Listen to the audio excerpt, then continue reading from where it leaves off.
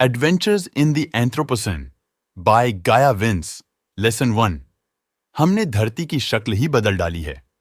अगर आपकी उम्र 30-40 तक भी हो चुकी है तो आपने देखा होगा कि इन सालों में आपके आसपास कितनी तेजी से बदलाव आए हैं। इधर आपके हाथ में मोबाइल आया तो उधर तेज गर्मियां पड़ने लगीं। पहाड़ों पर भी कचरे के ढेर लग गए। यानी धरती पर अच्छे और बुरे हर तरह के बदलाव हुए। और ये बदलाव सिर्फ धरती के ऊपर ही नहीं हुए। अब तो जैसे एक नया दौर शुरू होने वाला है। वैज्ञानिक इसे एंथ्रोपोसीन का नाम देने लगे हैं। आज इंसान बाकी जीवों की तरह एक स्पीशीज ही नहीं है। हम ज्वालामुखी या धूमकेतु जैसी किसी भी ताकत की तरह ही खतरनाक बन चुके हैं, जो पल भर में धरती को तबाह कर दे। लेकिन इस धरती पर रहने वाले हम इंसानों के लिए इस बदलाव के क्या मायने हैं? इस किताब में आप दुनिया पर पड़ने वाले ह्यूमैनिटी के असर को समझेंगे। आप देखेंगे कि हमने किस तरह समुद्रों को तबाह किया, पहाड़ों की हरियाली और ठंडक छीनी और जमीन को उजाड़ दिया। अब हम किस तरह इस बदलाव से तालमेल बिठाते हुए आगे बढ़ें और आने वाले कल के हाथों में हमारे लिए क्या है? आपने कभी तपती दोपहर में पेड़ की छाया के नीचे आराम किया है? या रात को तारों से भरे आसमान के नीचे सोए हैं? हमने उस खुशी को महसूस किया है जो कभी हमारे बुजुर्गों ने भी महसूस की थी। लेकिन आज जो बदलाव हम अपने वातावरण में कर रहे हैं वो बिल्कुल नई बात है। आपने अंदाजा लगा लिया होगा कि हम प्रदूषण की बात कर रहे हैं। वैसे तो हवा में जहर घोलने का काम कोई नया नहीं है। लंदन स्मॉग के बारे में भला किसने नहीं सुना होगा। लेकिन आज जहर घोलने की रफ्तार और जहर की क्वांटिटी पहले से कहीं तेज हो चुकी है। आज इंसान सबसे ज्यादा ताकतवर है और इस वजह से दुनिया को नुकसान भी सबसे ज्यादा पहुंचा रहा है। इसकी एक वजह आबादी भी है। आज हम 7 बिलियन से ज्यादा हो चुके हैं। पर यह इकलौती वजह नहीं है। इंडस्ट्रियल रेवोल्यूशन ने भले ही काफी नुकसान पहुंचाया था, पर आगे चलकर कड़े नियमों और तकनीकों की मदद से जहरीली गैसों के हवा में मिलने पर काफी रोक लग गई थी। पर हम जिस चीज को टारगेट नहीं कर पाए वो थी परेशानी की असली जड़, यानी कोयला या कोल पावर। अकेले यूरोप में आज भी कोल पावर प्लांट के प्रदूषण की वजह से 22,000 जानें चली जाती हैं। ऊपर से रोज तरक्की करती दुनिया ने इसे बढ़ाने में कोई भी कसर नहीं छोड़ी है। चाइना का हाल इतना बुरा है कि अगर ईयू के स्टैंडर्ड से देखा जाए तो वहां सिर्फ 1% लोग ही साफ हवा में सांस ले पा रहे हैं। इंडस्ट्रीज तो नुकसान करती ही है, पर लोग अपने घरों से भी प्रदूषण फैला रहे हैं। जैसे नेपाल की बात करें तो वहां देश भर में फ्यूल के लिए लकड़ी और कंडे जलाए जाते हैं और ये वहां प्रदूषण के लिए सबसे बड़ी वजह है। उनका मानना है कि इस तरह की आंच पर सेंका जाए तो रोटी ज्यादा स्वादिष्ट बनती है। लेकिन इस बात को कोई नहीं समझता है कि इससे हवा कितनी खराब हो रही है। इसके इतने नुकसान हैं कि गिनती करना मुश्किल है। तापमान बढ़ना, सूखा पड़ना और फसलें खराब होना इनमें से कुछ ही हैं। भारत में भी हेज की वजह से हर साल 20 लाख लोग मर जाते हैं। इतने लोग तो पूरी दुनिया में मलेरिया से भी नहीं मरते। अब यहां अच्छी बात यह है कि हालात बदले जा सकते हैं। अगर आज से ही इस तरह के फ्यूल पर रोक लगा दी जाए तो आने वाले कुछ ही सालों में सब कुछ पहले जैसा हो सकता है। लेकिन हम ये भी जानते हैं कि ऐसा कभी होगा नहीं। यानी हमारे सामने चुनौती ये है कि हम इस बदलाव के हिसाब से खुद को ढालें और आगे बढ़ें ताकि आने वाले कल की परेशानियों का सामना कर पाएं। लेसन 2। पहाड़ों पर हुए बदलावों ने हमारी जिंदगी पर बहुत असर डाला है। पहाड़ों पर जमी बर्फ हमेशा इंसानों को लुभाती आई है, लेकिन पहाड़ों पर घूमने फिरने के शौक ने वहां से बर्फ घटाकर कचरे के ढेर लगा दिए हैं। इससे नजारे तो बुरे हुए ही, पर और भी कई नुकसान हुए। पहाड़ हमारी जिंदगी का जरूरी हिस्सा हैं। सबसे पहले तो इनसे हमें मीठा पानी मिलता है। दुनिया का लगभग आधा मीठा पानी ग्लेशियरों में ही है, लेकिन ग्लोबल वार्मिंग की वजह से ये ग्लेशियर पिघल रहे हैं। हिमालय को ले लीजिए। अगर नॉर्थ और साउथ पोल के अलावा बात करें तो यहां दुनिया के सबसे ज्यादा ग्लेशियर हैं, लगभग 35,000 स्क्वायर किलोमीटर जितने फैले हुए।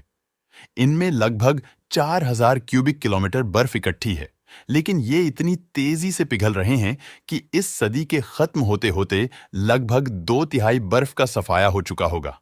इसे देखते हुए हमारे सामने खतरे की घंटी बज उठी है। हो सकता है आने वाले कल में आर्टिफिशियल कूलिंग का तरीका काम में लिया जाए। धरती को ठंडा करने का तरीका तो यही है कि इसकी तरफ आने वाली गर्माहट यानी हीट को ही वापस भेज दिया जाए।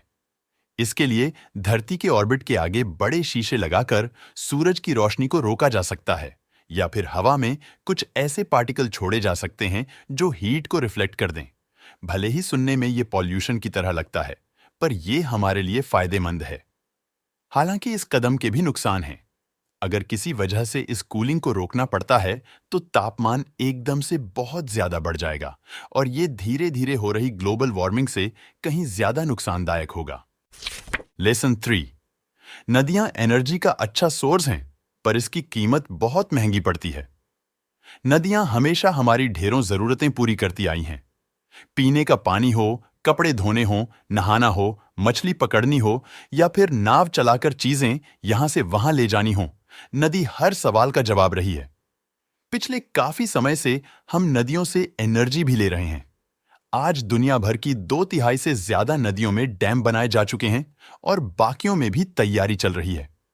डैम की वजह से हाइड्रो पावर मिलती है।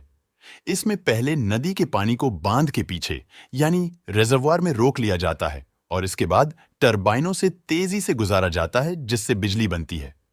यानी आप रिजर्वॉयर को डैम की बैटरी कह लीजिए। ये बैटरी नेचुरल भी है और 80 से 90% एफिशिएंट भी रहती है। ऊपर से सोलर या विंड पावर की तरह ये मौसम की मोहताज भी नहीं है। इससे लगातार पावर बनती रह सकती है। ऊपर से बांध बनाने का खर्चा भी कोई हद से ज्यादा नहीं होता। यानी हाइड्रो पावर के ढेरों फायदे हैं। सुनकर तो ये बड़ा अच्छा आइडिया लगता है, पर जरा पूरी बात समझिए। डैम बनाकर एनवायरनमेंट और पानी में रहने वाले जीवों का बहुत नुकसान होता है। जब रिजर्वॉयर बनाया जाता है तो इसके आसपास की फर्टाइल जमीन बाढ़ की वजह से खराब हो जाती है। एक तो नदी के पानी से बहकर आने वाले न्यूट्रिएंट जमीन को नहीं मिलते और ऊपर से बहकर चली जाने वाली मिट्टी की भरपाई भी नहीं हो पाती। पानी के इस तेज बहाव और वजन की वजह से भूकंप आ सकता है और पानी की धार के साथ बहकर जाने वाली मछलियां भी खत्म होने लगती हैं। यानी परेशानियों की लिस्ट लंबी है। एक तरफ तो सस्ती होने की वजह से गरीब देशों और इलाकों में इस तरह की एनर्जी काम की साबित होती है। जैसे लाओस की मेकांग नदी के आसपास के इलाके अब इन्हीं बांधों की वजह से रोशन हैं। लेकिन यह भी सोचकर देखिए कि इससे मछुआरों का काम तो ठप हो गया। अब उनका क्या होगा? जमीन पर छोटी मोटी खेती किसानी करने वालों के पास भी कुछ नहीं रहा। कुछ के पास तो घर भी नहीं। लोगों के कल्चर पर भी बुरा असर पड़ा। अब वो पहले की तरह नहीं जी पा रहे थे।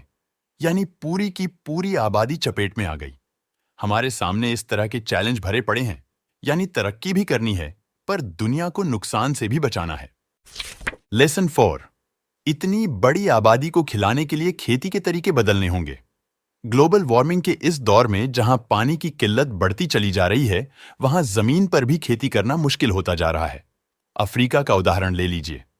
एक तो वैसे ही वहां गर्मी ज्यादा और बारिश कम होती रही है, पर अब क्लाइमेट चेंज की वजह से लोगों का जीना मुश्किल हो गया है।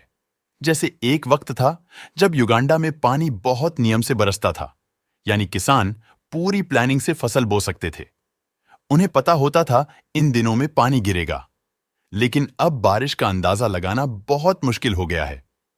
अब कभी कभी हफ्ते भर बारिश होती रहती है और कभी 1-2 दिन में बंद हो जाती है। यानी किसानों को समझ ही नहीं आता है कि वो फसल बो दें या नहीं। बारिश की गड़बड़ का मतलब है फसल की गड़बड़ और इसका मतलब है भोजन की कमी। इससे खाने की कीमत बढ़ जाती है।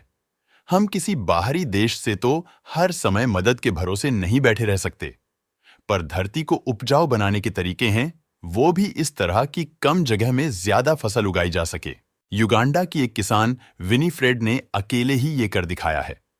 वो जिस इलाके में रहती है वहां लगभग 80% भोजन बाहरी मदद से आता है, लेकिन वो अपने पति और 9 बच्चों को बहुत अच्छी तरह खिला पिला लेती हैं। उनके खेत में सूरजमुखी, कसावा और तिल उगते हैं। ऊपर से वो मुनाफा भी कमा रही है और अपना काम बढ़ाने की बात भी सोच रही है। उन्होंने एक रिसर्च इंस्टीट्यूट से सलाह लेकर खेती के तरीके को बदला था। उनको फसलें सही तरह और सही समय पर लगाने की ट्रेनिंग मिली। लोन लेकर उन्होंने अच्छी क्वालिटी के बीज भी खरीदे। पहले साल लोन चुका दिया और अगले साल से मुनाफा भी होने लगा। अब वो इतनी कमाई कर लेती हैं कि उनके बच्चे महंगे स्कूल में पढ़ने लगे हैं। विनीफ्रेड की राह पर सबको चलना चाहिए। आबादी बढ़ने का मतलब है जल्द ही वो वक्त होगा जब जरूरत के हिसाब से अनाज कम पड़ने लगेगा। आज भी हर घंटे मालन्यूट्रिशन की वजह से 300 बच्चे मर जाते हैं। अब जरूरत है कि हम ऐसी फसलें पैदा करें जिनकी न्यूट्रिशनल वैल्यू ज्यादा हो और जिन पर मौसम, तापमान या फिर बाढ़ और सूखे का कम असर पड़े। इस तरह हम खेती के उस तरीके को दूर कर पाएंगे जो एनवायरनमेंट का नुकसान कर रहा है। खेती के तरीके तो वैसे भी हर जगह के मौसम के हिसाब से बदले जा सकते हैं ताकि कोई भूखा न रहे। लेसन 5, हमने समुद्रों की बर्बादी में भी कोई कसर नहीं छोड़ी है। समुद्र धरती के एक बड़े हिस्से पर फैले हैं। भले ही हमने समुद्रों के लगभग 3% हिस्से को ही टटोला है, पर फिर भी इनको बहुत बुरी तरह बर्बाद कर दिया है। हमने समुद्रों के ऊपर पुल बना दिए और इनके अंदर सुरंगें बना दी। हमने पनामा और स्वेज जैसी नहरें बनाकर समुद्रों को ही आपस में जोड़ दिया। हम इनमें कचरा फेंकते हैं, अपने भोजन के लिए इनको खोखला कर देते हैं, तेल और गैस के लिए इनकी तली में पहुंच जाते हैं। ऊपर से ग्लोबल वार्मिंग की वजह से बर्फ पिघलकर बना पानी भी समुद्रों में मिल रहा है। यह सबसे खतरनाक बात है। तापमान बढ़ने की वजह से नॉर्थ पोल से बहुत तेजी से बर्फ पिघलने लगी है। आर्कटिक का तापमान दुनिया में किसी भी चीज से दुगनी तेजी से बढ़ रहा है। इसके लगभग सभी ग्लेशियर छोटे होते जा रहे हैं। हो सकता है साल 2030 तक आर्कटिक से बर्फ पूरी तरह गायब ही हो जाए। लेकिन नॉर्थ पोल के अलावा भी बहुत जगहों पर फर्क पड़ेगा। आर्कटिक में बर्फ पिघल जाने पर यूरोप का क्लाइमेट एकदम बदल जाएगा। ना तो पहले जैसी सर्दियां रहेंगी और न गर्मियां। कभी बारिश ही बारिश होगी तो कभी सूखा पड़ेगा। सर्दियों में ठंड पहले से ज्यादा होने लगेगी। बात यहीं खत्म नहीं होती। साउथ की तरफ अभी भी बहुत से देश सी लेवल के बढ़ने पर डूब जाने की कगार पर खड़े हैं। इनमें से एक है मालदीव। 1000 से भी ज्यादा छोटे छोटे आइसलैंड से बना ये देश दुनिया में सबसे निचले सी लेवल पर है। इसलिए इसके डूब जाने का खतरा सबसे ज्यादा है। अगर average global temperature industrial revolution से पहले के समय से 2 डिग्री सी तक भी कम हो जाए तो मालदीव का खतरा बहुत समय के लिए टल जाएगा। लेकिन समय रहते सख्त कदम नहीं लिए गए तो बर्बादी तय है। अब देखते हैं कि बचने का क्या तरीका है। एक तरीका तो यह है कि खाली पड़ी जमीन का सही तरह से इस्तेमाल किया जाए ताकि जो भी आबादी एक जगह से दूसरी जगह माइग्रेट हो उसके लिए कोई ठिकाना रहे। हमारे पास ऐसे कुछ उदाहरण भी हैं। इसमें ढुवा फारू जैसे स्टॉर्म सेफ डिजाइनर आइलैंड्स का नाम लिया जा सकता है। इनको पहले से खाली पड़ी जमीन को डेवलप करके बनाया जाता है ताकि ये किसी तरह का नेचुरल डिजास्टर जैसे सुनामी वगैरह का सामना कर सकें। हमारे पास थिलाफुशी जैसे पूरे के पूरे आर्टिफिशियल आइलैंड भी हैं जिनको कचरे से बनाया गया है। लेकिन खतरे की घंटी सिर्फ मालदीव पर ही नहीं बज रही है। बड़े पैमाने पर ऐसे कोई भी कदम खास काम नहीं आएंगे। हमें डैमेज को ठीक करने का रास्ता निकालना होगा। लेसन 6, क्लाइमेट चेंज की वजह से भले ही बहुत नुकसान उठाना पड़ा है, लेकिन इससे कुछ फायदा भी लिया गया है। सदियों तक बंजारे और आदिवासी अपने कबीले बनाकर जानवरों के साथ रहा रहते थे, जैसे केन्या की टर्काना ट्राइब। लेकिन अब इनकी लाइफ बदलती जा रही है। 2006 में एक रिपोर्ट से यह पता चला कि इनकी आबादी के लगभग 1/3 लोग अपने जीने के तौर तरीके बदल चुके हैं। अगले 2 सालों में यह गिनती 2 गुनी हो गई। इस बदलाव के लिए इनको कौन मजबूर कर रहा है? पहला नाम है सूखे का। वैसे तो इनको हमेशा मुश्किल हालातों में रहने की आदत रही है, पर लगातार बदलते मौसम ने इनकी मुश्किल बहुत बढ़ा दी है। ऊपर से बारिश भी घटती जा रही है, यानी सूखे के हालात से निपटने में कम समय मिलता है। हरियाली खत्म होने लगती है। चारे के बिना जानवरों का गुजारा मुश्किल हो जाता है। ना तो वो ब्रीड कर पाते हैं और ना दूध दे पाते हैं और आखिर में मर जाते हैं। सूखे की वजह से रेगिस्तानी इलाकों में बहुत नुकसान हुआ है, पर इसका दूसरा अच्छा पहलू भी है। आज अफ्रीकन कॉन्टिनेंट का सबसे बड़ा विंड फार्म उस जगह पर लगा है जहां कभी टर्काना लोग रहा करते थे। इन इलाकों में तेज हवा चलने की वजह से विंड टर्बाइन यूरोप के देशों से दुगुनी बिजली पैदा कर सकती हैं। अब केन्या की जरूरत का 20% इसी से आ जाएगा। यहां सूखे की वजह से हाइड्रो पावर पर भरोसा नहीं किया जा सकता, इसलिए एनर्जी के ऐसे सोर्स की बहुत सख्त जरूरत है जो निराश न करे। लेकिन एनर्जी के लिए पानी और हवा के अलावा भी सोर्स हैं। जहां हवा नहीं चलती, वहां भी साल भर सूरज की तेज गर्मी होती है। रेगिस्तानी इलाकों में तो सूरज कभी ना खत्म होने वाला एनर्जी का भरोसेमंद सोर्स है। अब ऐसे उपाय भी आ गए हैं कि लोगों को सोलर पैनल तक खरीदने की नौबत नहीं आएगी। अफ्रीका में जगह जगह पर पे as you go solar powered phones चलन में आ गए हैं। इससे उन गरीब लोगों की बहुत मदद होती है जिनको कभी बिजली नसीब नहीं हुई। उनको मिट्टी का तेल या डीजल जैसे जहरीले फ्यूल खरीदने की भी जरूरत नहीं है। वो बहुत कम कीमत में बैटरी किराए पर ला सकते हैं। इसके डाउन हो जाने पर इसे रिचार्ज की हुई बैटरी से बदल भी सकते हैं। अब समय के साथ उन रेगिस्तानी इलाकों का भी इस्तेमाल होने लगा है जिनको कभी बेकार समझ लिया गया था। लेसन 7, हम नेचर को कंट्रोल करने की ताकत रखते हैं। इवोल्यूशन के बाद से हम लगातार नेचर को बदलते जा रहे हैं। हमने पेड़ काट दिए, जंगली जानवरों का शिकार कर लिया। धरती पर ऐसी कोई चीज नहीं है जहां हमारा निशान मौजूद ना हो। लेकिन यह तो बस एक तरफा बात है। इकोसिस्टम के बदलने की और भी वजह है। यहां नाम आता है एक्सटिंक्शंस का। अभी तक धरती पर 5 बड़े एक्सटिंक्शंस हो चुके हैं। सबके पीछे किसी नेचुरल डिजास्टर का हाथ था। 65 मिलियन साल पहले किसी मीटियोराइट का टकराना इनमें सबसे ताजी बात है। लेकिन आज हम अपने आप ही एक्सटिंक्शन की तरफ बढ़ रहे हैं। कैलिफोर्निया यूनिवर्सिटी में बायोलॉजी पढ़ाने वाले एंथोनी बार्नोस्की कहते हैं कि हम अगले मैस एक्सटिंक्शन की तरफ बढ़ रहे हैं। इसकी वजह है इंसानों की एक्टिविटीज। वो बताते हैं कि अगर हम नेचर को उसके हाल पर छोड़ देते तो ऐसे किसी एक्सटिंक्शन में अच्छा खासा समय लगता, पर हमारी हरकतों ने इसमें हजारों गुना तेजी ला दी है। ये सही है कि हमने तरक्की करके अपनी जिंदगी को आसान बनाया है, लेकिन यह भी हमें तय करना है कि अब हम कैसे आगे बढ़ें। हम ये भी अच्छी तरह देख सकते हैं कि आने वाले कल में नेचर की तस्वीर कैसी होगी। ये फैसला भी हमें करना है कि हम क्या बचाना चाहते हैं और क्या नहीं। हमारी वजह से नेचर का बैलेंस बिगड़ रहा है। जैसे हम चीते का शिकार कर रहे हैं ताकि जंगल खाली हों और जमीन इस्तेमाल की जा सके, पर इस बात को भूल जाते हैं कि इनकी वजह से चूहे और नेवले जैसे छोटे जानवर भी कंट्रोल में रहते हैं, जो फसलों को खराब करने और बीमारी फैलने की वजह बनते हैं। हम इकोसिस्टम का बैलेंस बनाने की कोशिश कर सकते हैं, जैसे भले ही ये उनकी नेचुरल जगह नहीं है, पर अब हाथी और गैंडों को ऑस्ट्रेलिया लाने की बात सोची जा रही है ताकि वो मैदानी इलाके साफ करें और जंगल में आग से बचाव हो। हमारे हाथ में ताकत है, पर इसे हम कैसे इस्तेमाल करते हैं ये देखने वाली बात है। लेसन 8, जंगलों को बहुत बेदर्दी से काटा गया है। अब धरती पर मौजूद आधे से ज्यादा जंगल खत्म हो चुके हैं।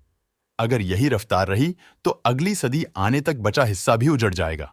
जंगल खत्म होने की सबसे बड़ी वजह होती है सड़कें बनाना। जिस जगह सड़क बनाई जाती है उसके आसपास का बड़ा हिस्सा उजाड़ हो जाता है। अब तक खत्म हुए जंगलों का 95% हिस्सा सड़कों के 25 किलोमीटर के दायरे की चपेट में आया है।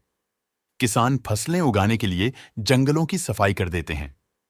अमेज़न के जंगलों के साथ 3 साल में 50,000 किलोमीटर लंबी सड़कें बनी और इनके 50 मीटर के दायरे में जंगल खत्म हो गए। लेकिन सड़कें बनाना भी तो जरूरी है। दुनिया से कटे इलाकों को भी तो शामिल करना होता है। हमें गांव को शहरों से जोड़ने और खदानों और डैम तक आने जाने के लिए तो सड़कें चाहिए ही।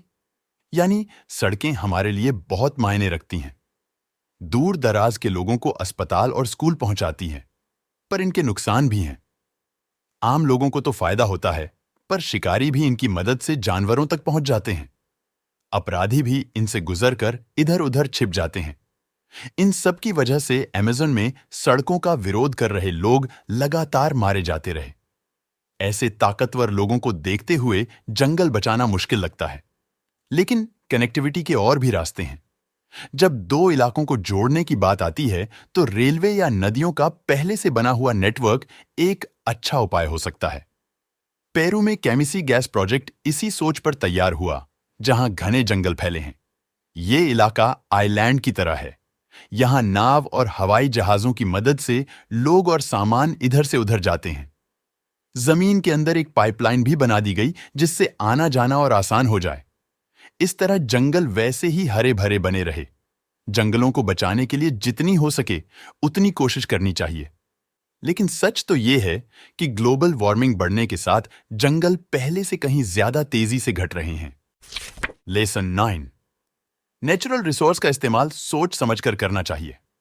एक समय था जब मिट्टी, पत्थर या मिनरल जैसी चीजें हवा और नदी, बारिश वगैरह से उड़कर या बहकर ही हम तक आ पाते थे। अब इंसान बड़ी तेजी से ये इनको पाने का काम कर रहा है।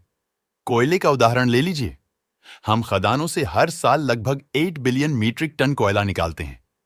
इतने में चाइना की 16 दीवारें बन जाएंगी। लेकिन धरती पर इन चीजों की एक लिमिट है। कोयले के भंडार तो फिर भी काफी है, पर चांदी कम होती जा रही है। चांदी का इस्तेमाल गहनों और बर्तनों के अलावा भी बहुत जगहों पर होता है, इलेक्ट्रॉनिक्स से लेकर दिल के वॉल्व बनाने तक। यहां परेशानी की बात यह है कि जितनी तेजी से ऐसी चीजें घटने लगती हैं, उतनी तेजी से उनकी माइनिंग होने लगती है। हम जितनी जोर शोर से चांदी ढूंढने में लगेंगे, जमीन और पानी का उतना ज्यादा नुकसान होगा। माइनिंग करते हुए रेन फॉरेस्ट और नदियों का डैमेज होता है और इंसानी ताकत का गलत इस्तेमाल बढ़ने लगता है।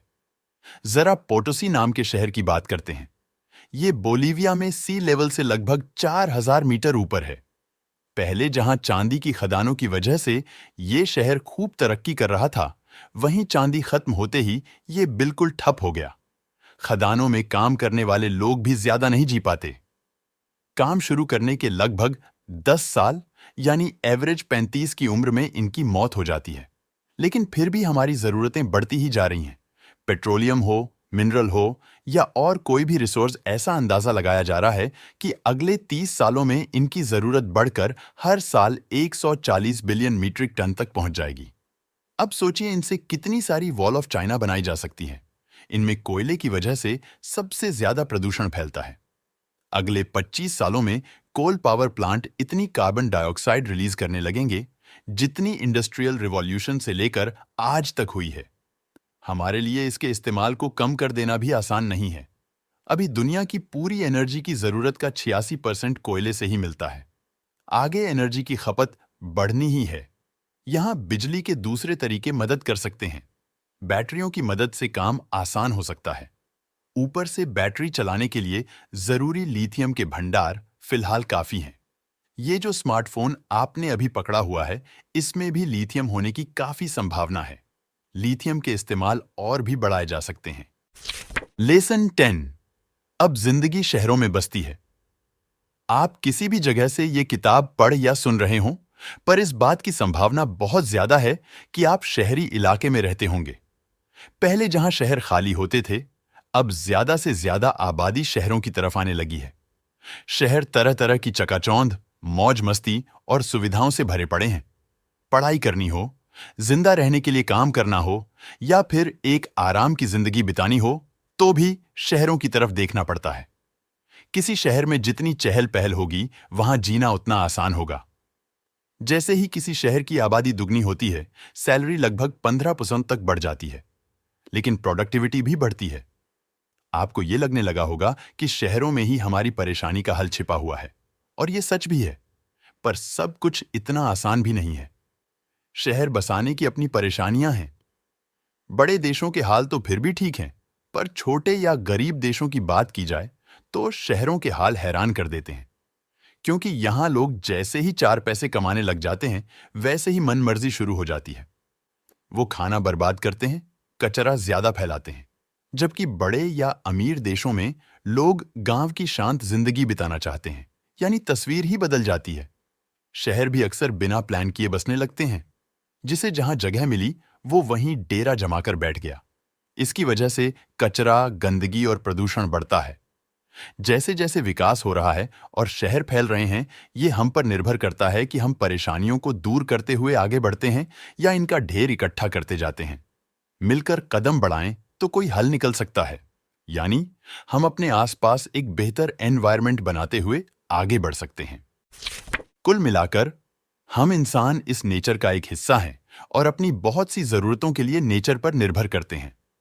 इसमें हवा, पानी और भोजन जैसी जरूरत के अलावा भी बहुत कुछ शामिल है। हम इंसान धरती को बहुत बुरी तरह से नुकसान पहुंचा रहे हैं। इससे बचने के लिए हमें समझदारी और जिम्मेदारी से काम लेना होगा, ताकि हमने जितना डैमेज कर दिया है उसे ठीक करें और बढ़ने से रोकें।